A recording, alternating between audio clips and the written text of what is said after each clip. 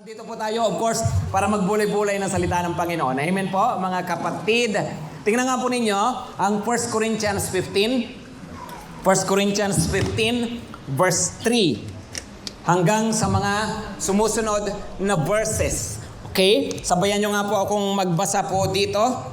Sabi po niya, sapagkat ibinibigay ko sa inyo bilang pinakamahalaga sa lahat ang tinanggap ko rin. At ano raw po yun? Pakibasa po. Na si Kristo'y namatay dahil sa ating mga kasalanan. Inilibing siya at muling nabuhay sa ikatlong araw tulad din ng sinasabi sa kasulatan. Tapos po, at siya'y nagpakita kay Pedro at saka sa 12. Bago natin ituloy po ang pagbabasa, pakisabi nga muna ng malakas, resurrection. Pag po sinabing resurrection, actually po, ang araw na to, ang tawag dito ay Resurrection Sunday. Para sa atin ng mga Kristiyano, ito ang mas tamang itawag natin. Ano po ito ulit? Resurrection Sunday. Tawag po ng iba, Easter Sunday. Yung iba, Pasko. Ang Pasko po, saka Easter, actually po, yan po ay pagdiriwang ng katapusan ng winter at pagpasok po ng spring. Na naglalarawan naman po ng parang bagong buhay. Bakit? Di ba pag may snow sa ibang bansa ay parang patay lahat. Patay ang mga halaman, walang kadahon-dahon. Pero mamaya po pag spring na, nagkakaroon sila ng dahon. Yun po actually ang sineselebrate doon sa tinatawag na Easter. Yun po yung pangunahing dahilan ba't may tinawag na Easter. Although nagsisymbolize din po ng bagong buhay. Kasi nga yung may sumisibol na mga bagong mga puno at mga halaman, nagkakadahon sila. Pero dapat po, ang tawag talaga natin dito ay resurrection. Pakisabi ng malakas, resurrection. Come on, pakisabi po ng malakas, resurrection. Okay? Ngayon ganito po, no? Mga kapatid, yun pong resurrection ay ito po yung dahilan kung bakit tayo naririto. Alam niyo po ba? Na sa totoo lang po, ang resurrection, dapat bilang mga Kristiyano, yan yung isa sa pinakamahalagang araw po natin. Kaya, yun pong araw na ganito, yung ganitong Sunday, actually po ito yung isang Sunday na hindi natin talaga dapat pinapalagpas. Amen po ba? Pagkitingnan yung katabi, mabuti na lang, di mo pinalagpas. Kahit mainit, no? Alam ko pong alam ko pong medyo mahirap, pero nandito po tayo ngayon at ang sadya po natin ay ang Panginoong Hesukristo. Amen po ba? Kaya nga po, yun nga, halimbawa, yung iba nakabakasyon. Pero kahit nakabakasyon ka, dapat ang ganitong Sunday hindi mo pinapalagpas. Maghanap ka ng church kung saan ka man naroroon. Right? Bakit? Kasi nga po, ang araw na ganito ay araw ng pag-alala ng kakumpletuhan ng Kristyanismo. Uulitin ko po na, kakumpletuhan ng Kristyanismo. Bakit? Ano ba ang pinagkaiba ng Panginoong Hesus na Panginoon natin kumpara po sa iba? Well, yung iba po ay mga, halimbawa, sina Muhammad, sina Buddha, at kung sino-sino pa, pare-pareho namang ipinanganak, di ba? Pare-pareho din namang namatay.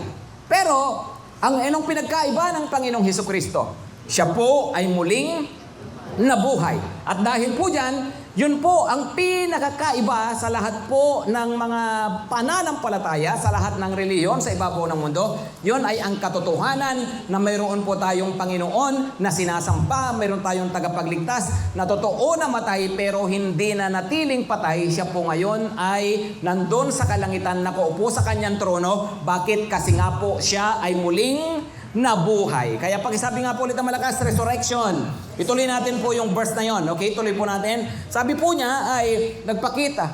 Pagkatapos, nagpakita siya sa mahigit na 500 kapatid na nagkakatipon. Noong una, sabi po, nagpakita siya kina Pedro, doon sa 11. Bakit 11? Kasi wala na nga si Judas. Tapos, nagpakita rin siya sa mahigit 500. Marami sa kanila ay buhay pa hanggang ngayon. Yung hanggang ngayon po, ibig sabihin, nung sinusulat yung verse na yan, ha?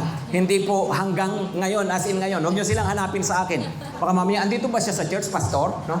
Baka mamaya, baka pwede makausap, no? Hindi po. Mga patay na lahat yan, subalit patay na ang ilan. Nung panahon na iyon. Ituloy po natin pagbabasa. At nagpakita rin siya kay Santiago. Sabayan niyo po ako. Pagkatapos ay sa lahat ng mga apostol. Sa kahuli-hulihay, nagpakita rin siya sa akin, kahit na ako'y tulad ng isang batang ipinanganak ng wala sa panahon. Yun po ay si Apostol Pablo, yung tinutukoy ng verse 8. Ngayon po, ito nga po yung tungkol sa muling pagkabuhay ng Panginoong Hesukristo, at mayroon pong ilang mga bagay na mahalagang makita po natin at maintindihan po natin. Number one, the resurrection is the heart of Christianity. Pakisabi ng malakas, heart. Okay? The resurrection is the heart of Christianity. Bakit may Kristyanismo? Ano ang pinakasentro nito? Ano ang pinakapuso? Ito wala pong iba, kundi yun po ay ang katotohanan na ang Panginoong Hesus ay muling nabuhay.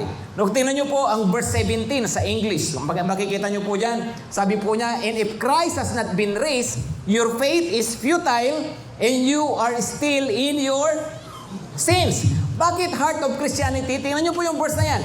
Kung walang muling pagkabuhay, walang kwenta ang inyong pananampalataya at hindi pa kayo natutubos sa inyong mga kasalanan. So ganito po pala kahalaga ang resurrection. Kaya nga po, alam niyo, sa ibang mga churches po talaga, pag ganito pong mga panahon, ay nag-celebrate sila sa iba-ibang mga lugar. Yung pong iba sa beach, no, yung nagmamadaling araw. No, doon po sila nagsisimbang madaling araw. Actually, dito sa church natin, dati-dati, alam ko ginagawa rin yung ganon. Kaya lang, hindi na nga po tayo po pwede nga dahil nga po sa dami po natin, ano po. Pero gusto nyo ba next year ganun gawin natin? Gusto next year, gusto nyo para hindi tayo mainitan, ano? Magmadaling araw tayo. Okay? Gusto nyo sa Boracay tayo next year, ha? Boracay ang ating ang tawag po doon sunrise service, no? Gusto nyo sunrise service? Yun tayo magpapano ng pagpapasikat ng araw, no? So anyway, so yun nga po, no? Bakit? Kasi nga po, this is the heart of our faith, the heart of Christianity. Yun pong muling pagkabuhay ng Panginoong Hesukristo. Alam niyo po, ang Kristyanismo ay hindi yan fanaticism. Ano yun? Pagka-fanatic lang, Kristiyano ka na, ano yan? Kasi basta lang, naniniwala ka, ganon. No. Yung kapag sinabi mong fanatic kasi, ganito yan. Dalawa ang ibig sabihin. Pag sinabing fanatic ay excessive enthusiasm. At pangalawa po, ay yun po uncritical devotion. Tingnan nyo po ha, pag sinabing fanatic ang isang tao, doon na lang po tayo sa pangalawa, uncritical devotion. Yun ang ibig sabihin ng uncritical devotion. Basta naniniwala, basta devoto, basta committed, pero tanungin mo kung bakit, ang sagot nila ay basta. No? Ba't ka naniniwala kay Jesus? Anong patunay na mayroon talagang Jesus? Basta. No?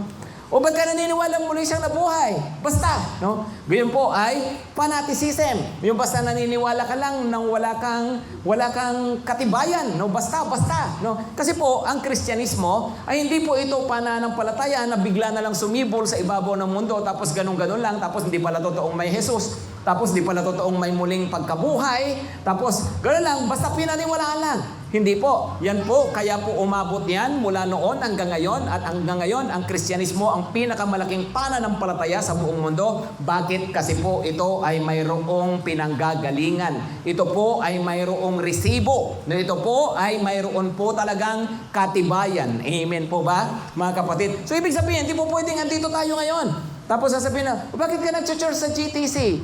Kasi masaya dito, di ba? May kantahan, may sayawan, hawak mo ang beat, di ba? Left, taas kamay, ikot-ikot, sabay-sabay, mga ganun-ganun ka pa. So, hindi po pwedeng ganun lang, right? Kasi dapat mayroong basihan ang ating pananampalataya. Amen? Christianity is not faith without reason. Christianity is faith with reason. Ito po ay mayroong basihan, mayroon pong binagbabatayan. Amen po, mga kapatid. No, kaya nga po hindi po pwedeng, andito ako, bakit? Kasi maganda yung church. Sige, no, pero hindi po ganoon eh. Ano po? Dapat po mayroon tayong sa tamang dahilan. Amen? Kasi maganda ang teaching. Okay, pero hindi sapat yun. Dapat kasi alam mong tama ang teaching. Right? Kasi gusto ko ang turo. Okay, pero hindi sapat yun. Dapat dahil alam mo na totoo ang turo. Amen po ba? Hello! Diba, kasi cute yung nagtuturo. No? Hindi tama yun. Dapat ang tama ay kasi truth ang itinuturo. Amen? Mga kapatid, Christianity po is about truth and power. Pakisabi ng malakas, truth and power. Pakisabi po ulit ng malakas, truth and power. Ang Kristyanismo po ay tungkol sa katotohanan at tungkol sa kapangyarihan. At ang resurrection ng Panginoong Hesukristo ay nagpapakita ng parehong katotohanan at ng kapangyarihan. Ibig sabihin, ang Kristyanismo ba may sa katotohanan? Yes. Ang Kristyanismo ba ay makapangyarihan? Yes. Saan ito nakita? Sa krus ng Panginoong Hesukristo. No? Okay, so, ibig pong sabihin, mga kapatid, ay ang kamatayan ng Panginoong Hesus at ang kanyang muling pagkabuhay, unang-una makikita po natin, ito po ay tungkol sa katotohanan. Remember, the Lord Jesus said, I am the way, the truth, and the life. No one comes to the Father except by me. Ang Kristyanismo po, isang pangunahin na talaga pong dapat hinahanap po dyan ay ang truth. So, kung ang Panginoong Hesus hindi muling nabuhay, ibig sabihin, yung kanyang mga pinagsasabi nung bago siya ipako sa krus, hindi totoo lahat. No? Lahat lumalabas na false ang Christianity. Pero dahil nga po sa siya ay muling nabuhay, napatunayan nga po na ang Panginoong Hesus ay totoo at ang kanyang turo ay katotohanan. Amen po ba? Come on, amen po? Ngayon tayo po, paano? Ano ang sagot natin dyan? Paano natin totoo ba talaga? Nabuhay bang muli ang Panginoong Hesukristo? Tingnan niyo po ang Matthew. Basahin po natin ang Matthew. At makikita po ninyo dito kung ano ang nangyari nung ang Panginoong Hesukristo ay muling nabuhay. Matthew 28:11-16. Pakibasa ng malakas. Pagkaalis ng mga babae ni na Mary Magdalene kasi dinalaw nila yung punto ni Lord, yung kanyang pinaglibingan. Tapos nakita nila, wala nang laman. Tapos may lumabas na angel. Sabi ng angel, wala na siya rito. Siya ay muling nabuhay. Tapos sabihin nyo yan kina Pedro, sabi. Okay? Tapos po, nung umalis nga, nung mga babaeng ito, sina Mary Magdalene nga, pumunta naman sa lungsod ang ilan sa mga kawal na nagbabantay sa libingan at isinalaysay sa mga punong pari ang buong pangyayari. Ang sabi po ay, ito naman ang nangyari daw, no? Yung mga nagbabantay, kasi po, ang libingan ni Jesus nung time na yon ay pinabantayan sa mga sundalo. Alam niyo po kung bakit?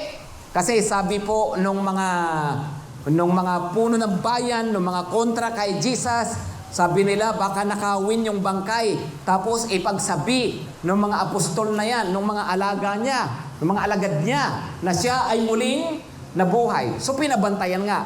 Pero alam din naman natin, nabasa na siguro natin, na habang andun nga yung mga gwardiya, biglang may dumating na anghel, binuksan yung lubingan, ang Panginoong Hesus ay muling nabuhay, no? So ito naman mga gwardiya, yung mga bantay, pumunta naman, no? At inag-report sila sa mga pinuno ng bayan. Nagipagpulong naman ang mga punong pari sa mga pinuno ng bayan at nagkasundo silang suhulan ng malaki ang mga kawal. Ayan. Uso na pala ang suhulan, no? Noon pa man, no? Matagal na po yan, ha? Hindi ho yan sa pang Pilipinas lang, no? Tuloy natin pagbabasa, verse 13, tingnan nyo At ang mga ito ay inutusan nilang ganito ang ipambalita. Habang natutulog kami kagabi, dumating ang mga alagad ni Jesus at ninakaw ang kanyang bangkay. No? Ang galing din nila. No? Tulog sila pero alam nila kung ano nangyari. Habang natutulog. No? So, yun daw ang kanilang pinamalita. Tapos verse 14, pagdating ng verse 14, sinabi pa nila, huwag kayong mag-alala kung makarating man ito sa gobernador, kami na ang bahala sa inyo. Verse 15, sabayan niyo po ako, tinanggap ng mga bantay ang suhol at gano'n ang kanilang ginawa, kaya nagpahanggang ngayon, ito pa rin ang ipinamamalita sa mga Hudyo. No? So magpahanggang ngayon. Actually po, hindi lang nung habang isinusulat yung verse na yan, actually po, hanggang ngayon, sa totoo po, hanggang ngayon, yung marami pa ring mga Israelita, marami pa ring mga Hudyo, ganyan ang kanilang paniniwala. Na kaya yung libingan ni Jesus walang laman, kaya hindi matagpuan yung kanyang bangkay, kasi sa totoo lang, ninakaw nung kanyang mga alagad tapos itinago kung saan, tapos pinalabas nila na si Jesus ay muling nabuhay. So hanggang ngayon, yun po ang kanilang paniniwala. O ngayon, ito po, pangyayin niyo mabuti. Paano sasagutin yon? Ganito po, ito pong mismong sasabihin ko po sa inyo, ito yung isang bagay na yung mga pinakamatatalinong atheist, yung mga hindi naniniwala sa Diyos, ito po yung isang bagay na hindi nila makontra. Ito yung bagay na hindi nila mapaliwanag. Ano po yun? Ganito po, no? Pagkatapos po niyan, ay alam niyo po ba kung ano ang nangyari sa mga Kristiyano nung unang panahon? Nung sabihin nilang si Jesus ay muling nabuhay, alam niyo po, pinag-initan sila ng lipunan. Alam niyo po ba kung paanong namatay si Apostol Pedro? Ipinako siya ng patiwarik. Paanong namatay si Apostol Pablo? Pinugutan ng ulo. Yung iba po, binalatan ng buhay. Yung mga nakikita niyo po sa mga gladiators, sa mga coliseum, yun po yung iba po doon, pinapakain ng buhay sa leon, sinusunog ng buhay, binabalatan ng buhay, at ng kung ano pa ang ginawa sa mga mananampalataya nung unang panahon. Pero sa kabila po ng lahat ng ito, wala po sa kanila ang nagsabi na hindi, joke lang, sa totoo lang, tinago namin bangkay ni Jesus. No? Tingnan niyo po mabuti na kung ikaw, na nasa ganong kalagayan, mayroon kang itinuturo na alam mo namang peking-peke, sinasabi mo si Jesus muling nabuhay. Halimbawa, ikaw si Pedro. Tingnan niyo katabi niyo, kumukhang Pedro. Halimbawa, ikaw si Pedro, no? Tapos, ikaw ay nakakulong na, ipapako ka na, papatayin ka na, tapos, hirap ka na. Sa tingin mo, paninindigan mo pa rin? Yung isang kasinungalingan, nagawa-gawa mo lang, samantalang wala naman silang napala. Hello mga kapatid. No? Kasi nga po, yun po yung isang bagay na sabi po nila ay, sa dinami-dami ng mga tao niya, sabi kanina, yung 11, tapos yung mahigit 500. Ito pong mga taong ito, nanindigan po sila, nakita po talaga nila ang Panginoong Hesukristo na muling nabuhay. At dahil po dyan, sa kabila ng hindi maging madaling Kristiyano nung unang panahon, sa kabila po ng lahat ng pag-uusig, lahat ng paghihirap na pinagdaanan nila, pinanindigan nila ang kanilang pananampalataya sa Panginoong Jesus. Amen po ba mga kapatid? No, bakit? Kasi nga po, alam nila, nakita nila. Pero alam po ninyo, hindi lang sa alam nila at nakita nila, naranasan nila mismo ang Panginoong Hesukristo. Yun bang, nag-pray, kahit naman sa panahon po natin ngayon, hindi lang sa panahon nila, nag-pray sa pangalan ng Panginoon, pinagaling ng Panginoon. Yung mga may sakit, pinagaling sa pangalan ng Panginoon. Pati yun, nakita po nila ang kapangyarihan ng Kristyanismo. Yun po ay dahil nga po sa kapangyarihan ng pangalan ng Panginoong Jesus. Kasi nga, hindi siya nanatiling patay. Siya po ay muling nabuhay. Amen po ba, mga kapatid? Come on, amen po. Kaya nga po, yun po, sabi po niya ay, ito pong pananampalataya ang Kristiyano ay hindi walang kabuluhan. Bakit? Kasi ang ating Panginoon ay muling nabuhay. Balikan natin yun. 1 Corinthians 17. Basahin na lang po natin yung mga susunod na verses. At kung hindi muling binuhay si Kristo, kayo nananatili pa sa inyong mga kasalanan at walang katuturan ang inyong pananampalataya. Ituloy niyo po ang pagbabasa. Verse 18, pakilakasan po. Hindi lamang yan, lilitaw pa na ang lahat ng mga namatay na sumampalataya kay Kristo ay napahamak. Tingnan niyo po mabuti ha. Sabi niya, mga sumampalataya kay Jesus, umasa kay Jesus. Tapos kinamatayan na nila ang kanilang pananampalataya. Tapos si Jesus pala, hindi naman pala totoong muling nabuhay. Nako, sabi, sayang ang iyong pananampalataya, napahamak ka rin pala. Pero mabuti na nga lamang po, ang sino mang sumasampalataya sa Panginoong Hesus, mayroong buhay na walang hanggan. Bakit? Kasi nga po, tinalo ng Panginoong Hesus ang kamatayan. Amen? Kaya nga po, sabi po dyan sa verse 55, dyan sa same chapter na yan, sabi, asan na kamatayan ang iyong kamandag? Asan na kamatayan ang iyong tagumpay? Nawalan ng bisa ang kamatayan. Alam niyo po, ang Panginoong Hesus lang ang tumalo sa kamatayan. Tinalo niya yung pinakamabigat na kalaban ng tao. Naniniwala po ba kayo pinakamabigat na harapin sa buhay ang kamatayan? Come on. No? Come on, bakit? Pag wala kang pera, no? Sino walang pera ngayon? O diba? Pag wala kang pera, Ay may pag-asa pa yan, pwede pang magkapera. Amen? Amen? No? May problema ka sa kalusugan, pwede pang gumaling yan. Right? Hello, tama? May problema ka sa pamilya, pwede pang maayos yan. Pero pag kamatayan na ang ating kinaroonan, yun po, wala na talagang solusyon. Patay na talaga. Right? Ngayon, ito po ang maganda po dyan. Kung mayroon kang problema sa pera, may ibang makakatulong sa'yo. Kung mayroon kang problema sa kalusugan, may ibang makakatulong sa'yo. Pero pagdating sa kamatayan, si Jesus lang talaga ang makakatulong po sa atin. Amen? Kasi po, siya lang po ang nagtagumpay laban sa kamatayan. Maliwanag po ba, mga kapatid? Ituloy po natin pagbabasa. Sabi po niya sa verse 19, kung ang pag-asa natin kay Kristo ay para lamang sa buhay na ito, tayo na ang pinakakawawa sa lahat ng tao. Kung ang pag-asa mo raw kay Kristo, hanggang dito lang sa lupa, naku, kawawa raw tayo. Alam niyo po kung bakit? Oo nga naman, no? Imagine, lalo na po nung unang panahon ng mga Kristiyano, kinakawawa. Tapos bandang huli, ang buhay pala hanggang dito lang. Wala naman palang kabilang buhay. Wala naman palang buhay na walang hanggan. O di sayang lahat ng sakripisyo nila. Come on! Diba kawawa naman sila? Ang hirap pa namang maging Kristiyano, lalo na po nung unang panahon. Sobrang hirap maging Kristiyano. O, tingnan nyo po no? Ngayon, sa panahon din naman natin, kung titingnan natin, sabi niya kung ang pagka-Kristiyano, ang pag-asa lang natin hanggang dito lang, kawawa tayo. Sinayang lang natin yung oras natin. Oo nga, samantalang yung iba sa ganitong oras, ayun, maaring nanonood na sine, namamasyal, iba na kung ano-ano mga ginagawa, samantalang ikaw, nagpapapaypay dyan, no? Mamaya, wag kang magugas ng pinggan, mapapasma ka, no? diba, samantalang, yung iba, malaya silang gawin, lahat ng gusto nilang gawin, kahit gumawa ng kasalanan, kung gano'n lang pala yung pagiging Christian, hanggang dito lang pala, o hindi gayahin na lang din natin yung iba. Right? Sabi nga ay, eat, drink, and be merry, because tomorrow we die. Ano raw? Sabi, kumain ka, uminom ka, magpakasaya ka. Kasi bukas, mamamatay ka. Oo nga, kung hanggang doon lang pala yung buhay, edi gawin mo na lahat ng gusto mong gawin. Ba't nagpapakabait ka pa dyan? Ba't nagpapakatino ka pa dyan? Ba't tinigilan mo pa bisyo mo dyan? Edi sana ituloy-tuloy mo na yung bisyo mo. Diba? Ba't tinigilan mo pa yung mga kalukuhan mo? Di sana tinuloy mo na lang. Ba't naglilingkod ka pa kay Lord? May ministry ka pa ngayon. O nagsasayang ka lang ng oras mo kung walang muling pagkabuhay. Pero hindi nga sayang kasi mayroong muling pagkabuhay. Amen? Pakisabi ng malakas, Jesus is alive!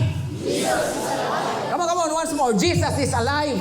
Jesus is alive! At dahil buhay si Jesus, yun nga po, ito po ang sentro po ng ating pananampalataya. Jesus is resurrection, is the heart of Christianity. Pangalawa, no? The resurrection is the hope of Christians. Pakisabi ng malakas, hope. Ito po ang pag-asa. Utang na loob, pakilakasan, no? Pakisabi po, hope. Parang may pag-asa pa, ganon, no? Pakisabi po, hope of Christians, no?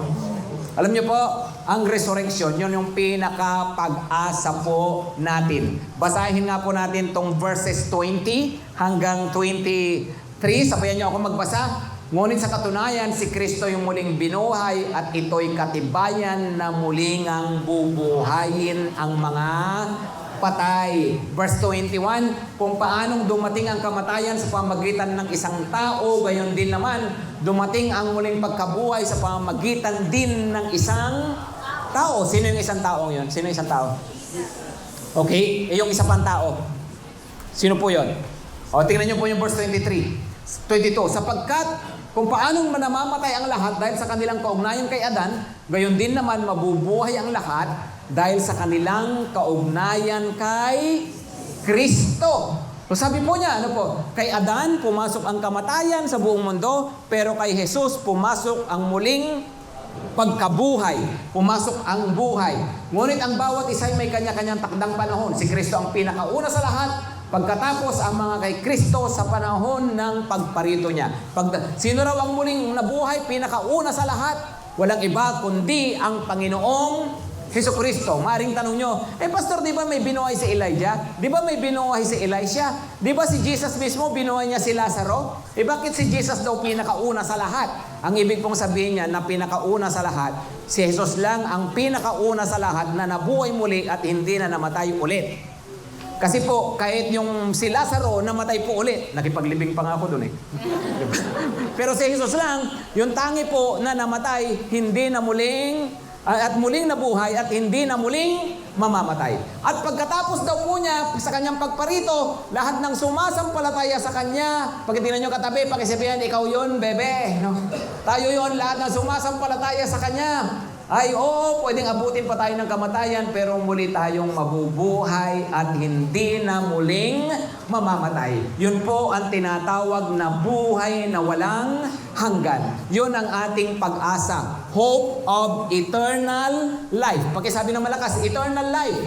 O sige, para maintindihan natin mabuti po ito ha. Pag sinabi pong eternal life, mayroon kang earthly life. Ngayon, ito yan, earthly life. Okay? Pangalawa po, pagkatapos natin ng earthly life, meron tayong afterlife. Ano yung afterlife? Kabilang buhay. Dito, katawan at kaluluwa ka. Tingnan nyo yung katabi nyo kung may kaluluwa pa dyan. So, meron tayong katawan at kaluluwa. Sa susunod po, pag namatay tayo, kaluluwa na lang. Doon po sa afterlife. Pero mayroon pong resurrection life. Yun po yung, ano yung resurrection life? Ito nga po yun, yung daw kaluluwa natin bibigyan ng bagong katawan. Kaya nga po, eternal life, wala talagang patid mula ngayon hanggang sa dulo, hanggang sa dumating si Lord, hanggang sa may bagong langit at bagong lupa, mayroon tayong buhay sa Panginoon. Amen? Uy, palakpakan nyo naman si Lord dyan. Pasalamatan natin siya. At hindi po ito isang hindi po ito isang parang isang salita lang, isang idea na pinag-uusapan lang natin. Hindi po. Kaya nga po, ilang beses po niyang in-emphasize. Kaya nga namatay si Kristo at muli siya nabuhay para siguraduhin sa'yo na ikaw din mayroon kang buhay na walang hanggan. Amen?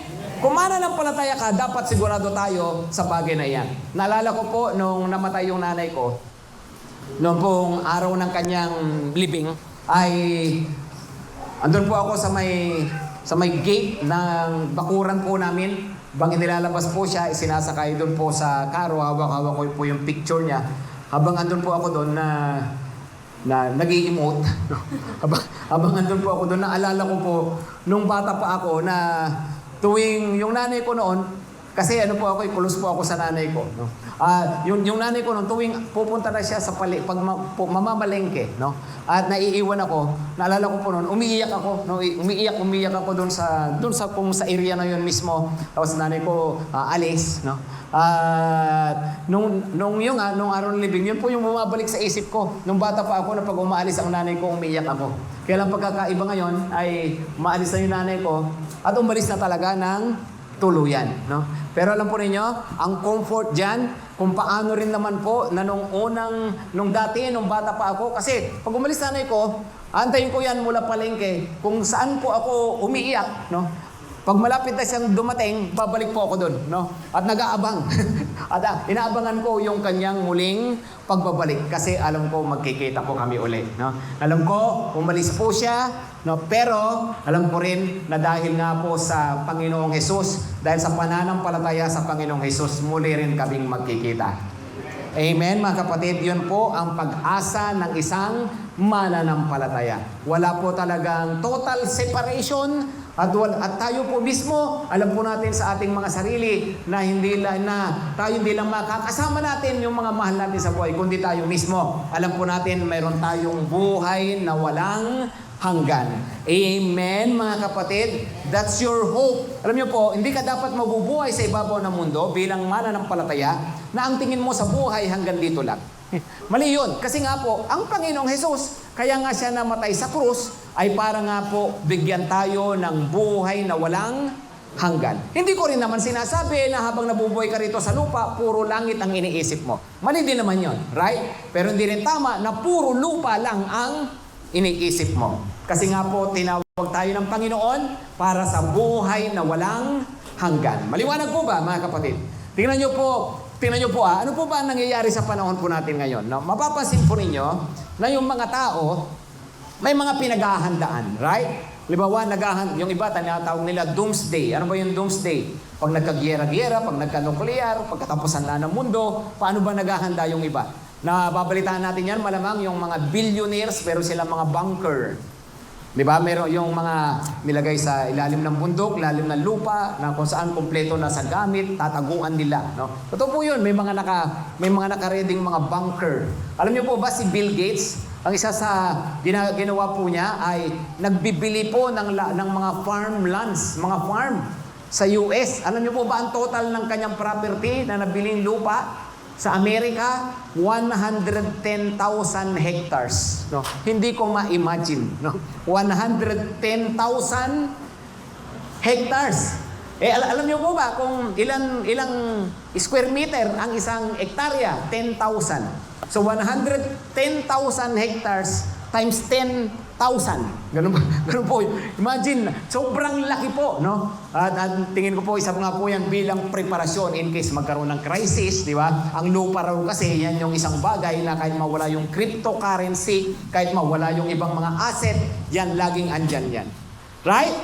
Alam niyo po ba, si Elon Musk, alam niyo po ba yung para sa kanya, yung ginagawa po niya, yung SpaceX po, yung sa Mars naman, no? Talagang dinidiscover ang Mars kasi tinitingnan yung possibility na baka doon mailipat ang buhay ng tao in case na matapos na ang buhay sa ibabaw ng mundo. By the way, naghahanap po ako ng mga applicant, no? Lumapit lang po kayo, mga gustong sumama sa Mars, no? Pero, yun po, ganun po sila. Ano po? Pero, ano ba ang pinakapag-asa natin? No, wala po dyan ang pag-asa natin. Wala sa mundong ito, wala sa planetang ito, wala sa ibang planeta. Ang pag-asa natin nasa Panginoong Hesukristo. Amen, mga kapatid? Okay, tingnan po ninyo. Ang susunod na mga verses, verse 50. Tingnan po natin ang verse 51 hanggang 53. Verse 51 hanggang 53. Ano po ang sabi niya? Sabi po, isang iwagang sinasabi ko sa inyo, hindi lahat tayo'y mamamatay, ngunit lahat tayo'y babaguhin. Anong ibig sabihin ng babaguhin? Babaguhin ang ating katawang lupa ng katawang panlangit.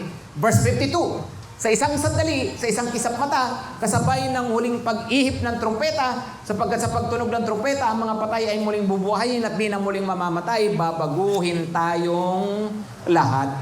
Next verse, ang ating katawang nabubulok ay mapalitan ng hindi mabubulok, at ang katawang namamatay ay mapapalitan ng katawang hindi mamamatay. Wow! Ibig sabihin, pagdating ng panahon na yun, perfect na tayo. Tingnan nyo nga yung katabi nyo, kung may ipa-perfect pa yan, mukhang perfect na eh. No? Pero pa-perfect pa yan. Amen? Amen? No? So, pagdating daw ng panahon na yun, wala nang kapintasan. Amen po ba? Amen. Perfect na perfect. Pero habang nasa lupa, may kapintasan pa. Kaya kailangan pa ng spotless with Laxalur. 7.5 CO2 for 5 sessions. Nag-promote pa talaga. pero yung nga po, no? Ibig nga pong sabihin, perfect. Pag sabi ng malakas, perfect. I-compare nyo yung verse na yan, 1 Thessalonians 4.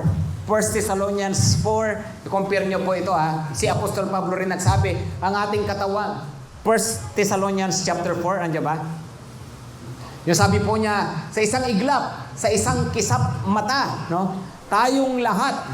Ayan. Sige po, ito na lang verse 17. Then we who are alive, who are left, will be caught up together with them in the clouds to meet the Lord in the air, and so we will always be with the Lord. Andyan ba yung Tagalog niyan? No? Hindi ko naintindihan yung English eh.